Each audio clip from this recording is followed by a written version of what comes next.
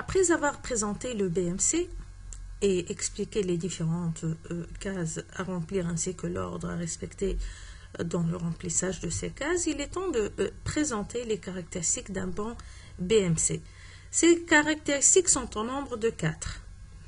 La désirabilité, la faisabilité, la viabilité et la concordance ou bien l'harmonie entre le produit et le marché. Je vais présenter une à une chacune de ces caractéristiques. Pour la désirabilité, celle-ci, elle est appréciée en voyant la partie droite du BMC, à savoir la segmentation client, la proposition de valeur, les canaux de distribution et la relation avec le consommateur. Donc, cette désirabilité permet de voir s'il y a une voie claire et rentable vers le marché. Donc là, si je m'assure que j'ai des clients qui sont prêts à acheter mon produit, que je connais exactement la valeur que je vais leur proposer, tout en ayant défini comment je vais véhiculer le produit ou le service jusqu'au consommateur et comment atteindre ces consommateurs et les fidéliser, là je suis sûre que je connais une voie claire et rentable vers le marché. Quant à la deuxième caractéristique qui est la faisabilité, elle est interne à l'entreprise et en rapport avec le fait que je serai capable de concrétiser le produit ou le service que je vais offrir à mes clients. Donc là, je m'assure que j'ai une certaine efficience opérationnelle, c'est-à-dire j'ai défini les ressources clés dont j'aurai besoin, comment je vais combiner ces ressources clés pour fabriquer le produit en question, et donc là, je parle de mes activités clés, et pour réaliser la production et réaliser ces activités clés, de quel partenaire j'aurai besoin.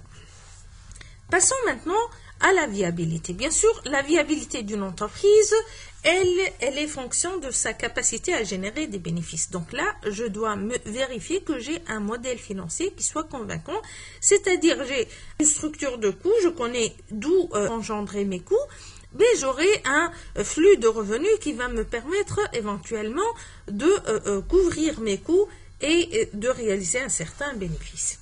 Et finalement, je devrais m'assurer qu'il y a une certaine harmonie entre le produit et le marché, et ce en ayant défini, comme j'ai dit tout à l'heure clairement, mes segments clients, mais également en ayant compris qu'attendent ces segments clients et qu'est-ce que je vais leur donner par rapport à ce qu'ils attendent du produit, de la consommation du produit ou du service.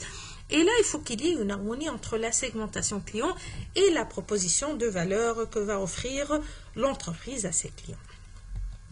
Donc, avant de commencer la concrétisation de votre projet, il vous a été demandé de préparer un business model Canva que vous avez défini ou que vous avez rempli en groupe.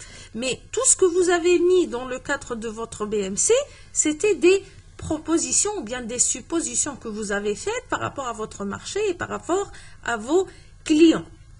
Donc là, vous avez rempli votre BMC indépendamment du client auquel le produit est destiné. Donc là, il ne s'agit que de propositions et donc tout ce que vous avez énoncé, il s'agit de hypothèses. Mais quelles hypothèses? Ce sont des hypothèses d'affaires, c'est-à-dire ce sont des convictions bien sûr testables sur la création de valeur future que vous estimez réaliser.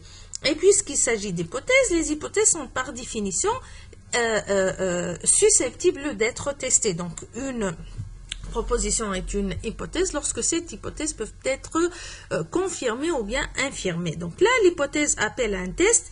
Les résultats du test vont permettre d'analyser et d'asseoir des décisions ou bien de pivoter et d'ajuster des décisions qui ont été prises. Donc, une fois que vous avez testé vos hypothèses en les confrontant à la réalité du marché, vous aurez à prendre deux décisions. La première décision consiste à pivoter ou changer. Quand est-ce que je pivote ou je change? Quand je trouve que tout ce que j'ai avancé n'est pas vrai et que finalement la réalité a démontré que ce que je compte proposer sur le marché compte peu pour le consommateur, ou il n'existe pas des consommateurs qui sont prêts à acheter mon produit ou bien à valoriser la proposition de valeur que j'offre. Donc là, il vaut mieux laissez tomber l'idée et passer à autre chose, d'autant plus que là, on n'a pas encore commencé à dépenser l'argent et donc on n'est pas encore engagé avec des bailleurs de fonds ou bien avec des stakeholders. Donc là, c'est très facile de pivoter, mais il est rarement rencontré que après une étude de marché, vous sortez avec aucune idée. Vous partez avec l'idée de départ, mais bien que vous n'allez pas la confirmer en l'ayant confronté à la réalité sur le marché, mais vous aurez d'autres idées qui vous seront influencées ou bien qui vous seront inspirées par les clients auxquels vous vous êtes adressé. Donc la discussion avec le client, c'est une source inépuisable d'opportunités, ça va vous ouvrir de nouvelles horizons et ça va vous inspirer de nouvelles idées de création. Le deuxième cas de figure est que c'est bon, ce que j'ai avancé, il est conforme à la réalité sur le marché. Bien sûr, ça ne va pas, on n'aura pas une conformité qui est de 100%, mais là, je vais trouver que certainement, je vais procéder à des changements, mais je vais garder la même idée. Et ce faisant, donc l'hypothèse a été vérifiée, ce faisant, je ne parle pas de supposition, mais plutôt de faits. Je vais asseoir mon étude sur des faits qui ont émergé du marché et de l'analyse du marché et de la discussion avec mes clients.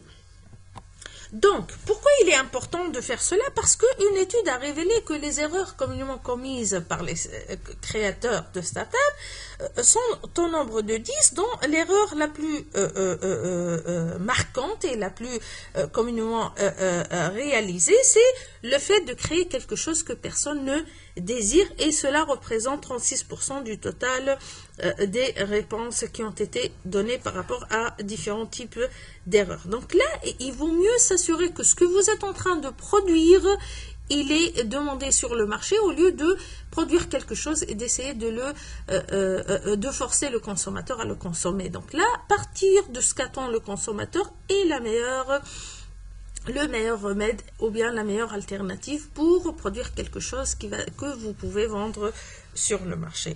Donc, pour réaliser cela, vous devez sortir de vos immeubles, sortir de vos bureaux, sortir de vos salles de classe, sortir des groupes fermés que vous êtes en train de réaliser, aller vers le marché pour faire quoi? Pour faire la découverte de vos clients.